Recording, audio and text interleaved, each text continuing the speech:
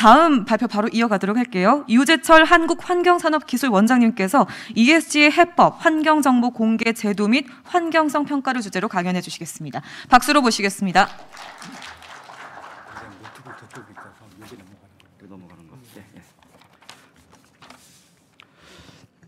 예, 환경산업기술원장입니다.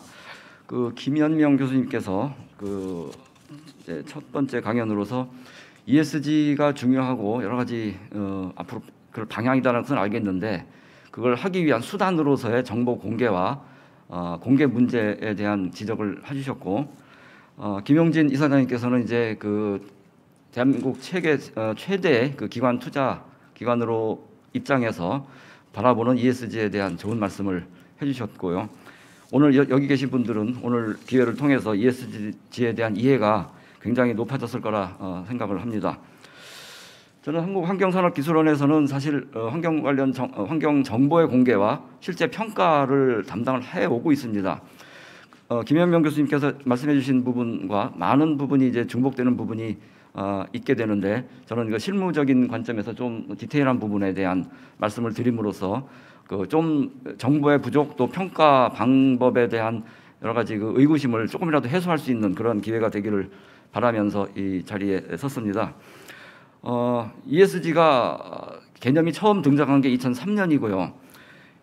그다음에 이제 UN 글로벌 컴팩트 사회적 책임을 강조하는 UN의 이니셔티브인데, 거기와 이제 UN 환경 계획이 공동으로 UN PRI를 2006년에 발표를 했고, 국민연금도 물론 거기에 지금 2009년에 가입을 했다고 이사장님께서 말씀해 주셨고요. 2014년에는 RE100이라 해서 신재생에너지만을 가지고 앞으로 전체 에너지를 조달하라고 하는 영국에서 비영리 민간 단체가 제안한 RE100 운동이 지금 굉장히 전 글로벌하게 확산이 되고 있죠. 2017년에 TCFD라고 해서 기후변화와 관련된 재무 정보 공개와 관련된 권고안이 또 나왔습니다. 블랙록의 레리 핑크 회장, 어쩌면 ESG를 전파하는 데 가장 핵심적인 역할을 한 분이라고 생각을 합니다. 세계 최대 자산 운용사에서 직접 ESG를 강조를 하기 때문에 지금 하면서 굉장히 영향력이 커졌다. 이 모든 기반의 바탕이 환경과 관련된 이슈가, 환경과 기후변화와 관련된 이슈가 이러한 논의를 촉발시켰다. 저는 그렇게 생각을 하고요. 그런 관점에서 오늘은 환경과 관련된 제도를 실제 어떻게 운영하고 있는지를 말씀을 드리겠습니다. ESG라는 것이 단순하게 기업을 어떻게 경영하라라는 것에서 나아가서 그것을 통해서 제대로 된 평가를 통해서 그쪽으로 돈이 흘러가도록 하는 투자의 문제라는 점을 이사장님께서 정확히 지적을 해주셨고요. 실제 그런 걸 하기 위해서 가장 필요한 것이 교수님께서 처음에 지적해 주셨던 정보의 공개입니다. 어떤 정보가 공개되지 않은 상태에서 어떤 평가도 할 수가 없는데, 이 환경정보 공개 제도를 저희 환경부에서는 이미 2011년부터 제도를 만들어서 실제로 많은 기업들의 환경정보를 공개를 해오고 있습니다. 현재도 공개를 하고 있는데, 환경기술 및 환경산업지원법에 근거해서 공개 대상 기업과 기관이 있습니다. 이 상세한 부분은 뒤에 말씀드리겠는데, 이 기관들이 이제 저희 기술원에 관련된 정보를 제공을 하고 제출을 하고 기술원에서 검증을 해서 다음 해 12월에, 그러니까 전년도 환경 정보에 대한 모든 정보를 다음 해 12월에 지금 현재 환경부가 공개를 하고 있습니다. 말씀드렸듯이 2011년 4월에 이제 법이 만들어지고 규정을 만들어서 2013년부터 지금까지 환경 정보를 공개를 하고 있습니다. 그 다음에 지난 4월에 법을 개정해서 자산 규모를 기준으로 해서 주권 상장 법인을 전천 공개 대상 의무적인 공개 대상으로 확대를 하는 내용으로 법이 개정이 됐고요. 이 법은 10월부터 시행이 되는데, 당장 내년에는 아마 자산 총액 2조 이상 기업, 지금 현재 기업 지배 구조원에서 기업 지배 구조 보고서 지속 가능 경영 평가 보고서를 의무 작성 대상이 자산 총액 2조 이상 아닙니까? 거기랑 맞춰서 전체적으로 환경 정보를 공개를 의무화시키는 법으로 진행이 됐다는 말씀을 드리고요. 지금 현재 기준으로 사업장 기준으로는 3,700개소, 그다음에 기관으로서는 1,779개소가 지금 현재 환경 정보를 공개를 하고 있습니다. 5가지 보시는 바와 같은 이 항목들을 가지고 공개를 하고요. 그다음에 자율 공개와 의무 공개 두 가지로 나눠서 하는데 제조업 부문은 공개 항목 27개 항목을 다 자율과 의무 항목으로 공개를 하게 하고 공공행정이라든지 교육 서비스 기관 이런 부분들은 좀 더 공개 항목을 좀 더 완화해서 운영을 지금 실제로 하고 있습니다. 그 구체적인 공개 내용을 보시면은 아까 이제 김현명 교수님께서도 이제 대략적으로 말씀해 주셨지만 기업의 개요, 예를 제조 분야에서 이제 의무적인 공개 항목이 되겠습니다. 녹색 경영 시스템, 그다음에 저감 투자라든지 기술 도입, 그다음에 부자재 사용량이라든지 또 자원 에너지 부분, 그다음에 그 에너지 사용량, 뭐 용수 사용량, 자재 사용량, 그다음에 이제 온실가스나 환경 오염 유발 여부, 대기오염 물질의 배출량, 수질오염 물질의 배출량 등, 그다음에 사회 윤리적 책임을 어느 정도 다하고 있느냐. 간단히 말씀드리면은 환경 법규 위반으로 인한 환경 사고의 발생이라든지 뭐 여러 가지 책임 의식을 다하고 있느냐, 이 부분을 기술원에 제공을 하고 해야 되고요. 그다음에 이제 자율 기준으로서는 마찬가지로 녹색 경영의 비전과 전략이라든지 또 자원 에너지 분야 이러한 항목들을 자료에 있으니까 나중에 보시면 될 것 같고요. 이러한 식의 자료를 저희가 제공을 받아서 저희가 이제 그 전수조사를 서류를 통한 전수조사, 그다음에 실제 표본 조사를 통한 현장 확인을 통해서 정보의 신뢰성을 높인 다음에 다음해 12월에 1년의 준비 기간을 거쳐서 공개를 실제 하고 있습니다. 그래서 저희가 정보에 대한 검증을 위해서 필요한 여러 가지 자료들을 기업으로 다 이런 식으로 제출을 받습니다. 뭐 폐수 배출업소 조사표라든지 ERP 자료라든지 또 폐기물과 관련해서는 이제 올바로 시스템에 등록된 여러 가지 관련된 자료들을 전부 다 실제 검증을 해서 발표를 하게 되고요. 적정성, 일관성, 신뢰성을 중심으로 검증을 하게 됩니다. 그 실제로 환경정보 공개 시스템에 들어가셔서 이제 회원 가입해서 로그인하시면은 대상 기관들이 제공한 모든 정보가 상세하게 사실 들어가 있습니다. 이것은 대국민 공개되어 있는 사안이기 때문에 구체적인 내용들이 상세하게 나오고요. 기술원에서는 또 그 개별 기업에 대해서 최근 5개년간의 정보 공개 내용에 대한 분석을 해서 별도로 또 보고를 자료를 만들어서 또 제공을 하고 있습니다. 이거 누구나 볼 수 있는 자료입니다. 아까 김현미 교수님 이제 이러한 정보를 과연 투자자들과 기관 투자자들이 이걸 어떻게 활용을 하느냐, 그 매칭 여부를 말씀해 주셨는데 이 부분은 앞으로 계속 좀 저희가 디벨롭 시켜 나가야 될 부분이고요. 아무튼 이런 식으로 구체적인 정보를 현재 공개를 환경 쪽에서는 상세하게 하고 있다 말씀드립니다. 이것은 지속가능 경영 보고서에 들어가 있는 그 이에 관련된 항목하고는 또 다릅니다. 더 디테일하고 상세하고 그 대상 기업이 많고 이거는 의무적으로 제공을 해서 공개를 하는 그러한 사항이 되겠습니다. 아까 지속가능 경영 보고서 같은 경우는 자율이라고 했고 이거를 앞으로 이제 의무화시키려는 움직임은 있지만 현재 환경 정보에 있어서만큼은 2013년부터 이미 의무적으로 공개를 하고 있다 말씀을 드리고, 이 자료들을 지금 어떻게 활용하고 있느냐, 우리 네이버에서 기업을 치게 되면 비재무 정보라는 항목이 저렇게 뜨고요. 그것을 저희 정보공개 시스템과 연계를 해서 네이버에서 개별 기업의 환경성에 관련된 정보를 별도 제공하는 서비스를 하고 있습니다.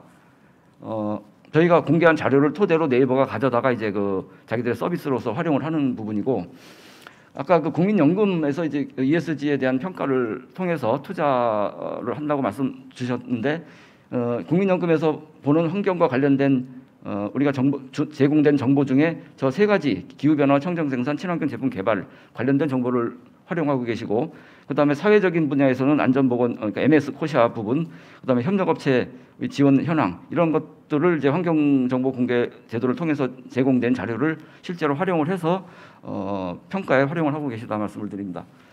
아까 말씀드렸던 법에 개정돼서 지금 자본시장에 따른 주권상장 법인 기준을 이제 우리가 이제 시행령을 통해서 조만간 고시를 이제 운영을 하게 될 텐데, 그저께 환경부 장관께서 말씀하시기를 자산총액 2조 원 이상은 다 기업에 포함을 시키겠다 말씀을 하셨고, 실제 그렇게 금융위원회라든지 다른 기관에서 하는 것과 일관성을 위해선 저희가 그렇게 준비를 하고 있다 말씀을 드리고요. 그래서 이제 저희가 지금 현재 많은 기업들이 사실상 환경정보 공개 제도의 의무 대상으로 이미 들어와 있는데, 현재 이 기업들은 현재의 기준으로 볼 때는 공개 대상이 아니지만 자산총액 2조 원으로 우리가 이제 올리게 되면은 새롭게 이만한 기업들이 대규모 대형 기업들이 환경정보 공개 의무화가 돼서 앞으로 모든 국민들이 현재 공개를 공식적으로 하고 있지 않은 이 기업들이 환경정보를 볼 수 있게 된다라는 말씀을 드리겠습니다. 앞으로 이 부분을 공개 대상 기업 범위라든지 또 공개 항목들을 좀 더 정교하게 하기 위한 작업을 지금 현재 진행을 하고 있고 올해 이제 10월 시행을 앞두고 모든 이제 관련 자료들이 공개를 할 예정입니다. 그다음에 공개된 정보를 통해서 그다음에 평가를 한 다음에 그것이 투자로 이어지는 그런 시스템 아니겠습니까? 그런데 지금 두 분 이제 교수님과 이사장님께서 말씀해 주셨듯이 이 평가가 아직은 굉장히 국제적인 기준도 없고 엉성하고 평가 기관 간에 서로 상의하기 때문에 어떤 표준적인 것을 만들어야 된다는 말씀을 해주셨습니다. 저희 기술원에서 환경부의 의뢰를 받아서 지금 현재 환경성 평가를 진행을 하고 있는 그 내용에 대한 설명을 간단하게 드리겠습니다. 이 마찬가지로 환경기술 환경산업지원법에 의해서 저희 환경부와 환경부 관련된 공공기관이 19개 DB를 통해서 대한민국에 있는 수많은 기업들에 대한 환경 관련 정보를 저희가 가지고 있습니다.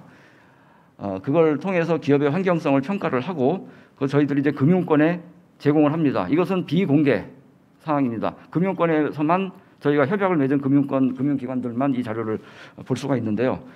그걸 통해서 환경성이 우수한 기업에 대해서는 투자의 우선순위라든지 페이버를 주는 그러한 제도를 운영을 하고 있는 겁니다. 그래서 이제 평가가 굉장히 중요한데 실제로 지금 이제 평가를 통해서 금융기관에 제공을 해주기 시작한 게 2017년부터입니다. 지금 현재 4년 차에 접어들고 있고요. 구체적으로 어떤 식으로 평가를 하느냐? 정부가 가지고 있는 환경부와 환경부와 관련된 기관들 또 기타 관련 기관들이 보유하고 있는 모든 데이터베이스에 들어가 있는 기업에 관련된 정보를 저희가 직접 수집을 하고 표준화해서 평가를 한 다음에 저희가 등급까지 선정을 하고 우수 등급을 받은 기업들만 저희가 금융권에 협약을 맺은 금융권에 공개를 하지 않는다는 조건으로 제공을 하고 있습니다. 지금 보시면은 대기 배출원 관리 시스템이라든지 폐기물 부담금 제도 이렇게 19가지의 환경과 관련된 인증과 관련된 DB라든지 이 내용에 이 속에서 기업들과 관련된 수많은 자료들을 저희가 지금 가지고 그걸 이제 모아서 별도의 평가를 하게 되는데요. 사업장 정보라든지 법인 정보 재분류 같은 여러 가지 표준화 작업을 하고 환경관리 수준, 환경 경영 활동, 그다음에 리스크는 이제 감점 요인으로 해서 평가를 합니다. 이건 이제 너무 디테일한 내용이라서 생략을 하고요. 실제로 평가를 하고 C부터 A, 트리플 A까지 저희가 평가를 합니다.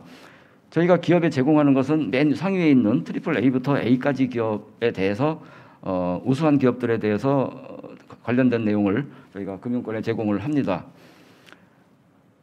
지금 이제 이런 식으로 이제 구체적인 내용들을 제공을 해드리고 평가를 해서 현재 지금 10개 은행과 협약을 체결을 했습니다. 하나은행은 현재 진행 중이고 바로 지금 나올 예정이고요.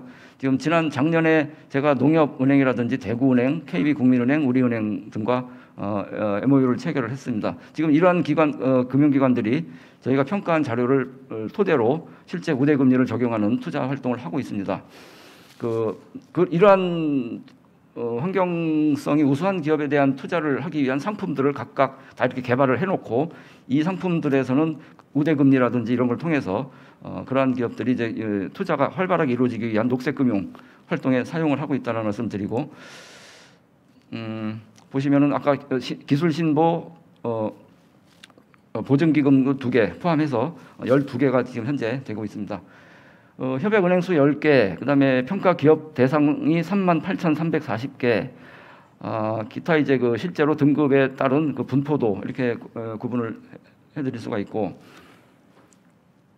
이 자료를 토대로 지난 20년 한 해 동안 은행에서 대출한 게 1조 5천억 정도, 그다음에 보증해준 금액이 한 250억 정도, 환경 정책 자금 저희 기술원에서 직접 기업의 융자 사업을 합니다. 집행을 합니다. 연리 한 1% 정도의 굉장히 저렴한 이율로 제출을 해주고 있는데 제출 승인을 할 때도 저희가 이걸 활용을 합니다. 우리 스스로. 그래서 이러한 식으로 실제 환경 경영과 관련한 투자를 매칭시켜주는 일을 제가 실제로 해오고 있는데 이런 작업을 통해서 앞으로 그 환경과 관련된 ESG에 대한 평가를 계속 지금 저희가 개발하는 사업을 용역을 하고 있습니다. 원래 목표로 6월 중에 아마 그 환경과 관련된 평가 지표를 저희가 개발한 것을 발표를 할 예정으로는 있는데요. 지금 또 의견이 조금 갈리는 부분이 있습니다. 그러니까 이러한 것에 대한 평가는 기관 투자자들이 자기들의 그 투자와 관련된 철학과 원칙에 따라서 어떤 자율적으로 평가를 해야지 국가가 어떤 그 일괄적인 방식을 하는 것이 안 맞지 않느냐라는 의견도 있습니다. 그런데 한편으로 이사장님 말씀해 주셨듯이 평가 기관마다 너무 상이하기 때문에 이걸 도대체 어느 장단에 춤을 춰야 되느냐에 대한 혼란도 물론 같이 있습니다. 그래서 이 두 가지를 어떻게 조화를 시킬 것이냐가 지금 관건이고, 아무튼 그 많은 분들이 이제 우려를 하시고 이제 앞으로 할 일이 많다라고 얘기를 하시는데 가장 중요한 것은 우선 정보 공개를 대폭적으로 확대를 해서 그 정보의 공개 통합 이 부분 원칙이 분명히 서야 되고, 그걸 토대로 어떤 좀 일관성은 있는 평가는 그래도 해야 되지 않겠느냐. 그것이 가이드라인을 됐던 어떤 그 법적인 평가 기준이 됐던 간에 그런 작업을 해야 되는데, 제가 사실 의외로 환경 부분에 대해서는 ESG와 관련된 진척이 좀 많이 돼 있는 부분이 있다라는 말씀을 끝으로 제 말씀을 마치도록 하겠습니다. 경청해 주셔서 감사드립니다.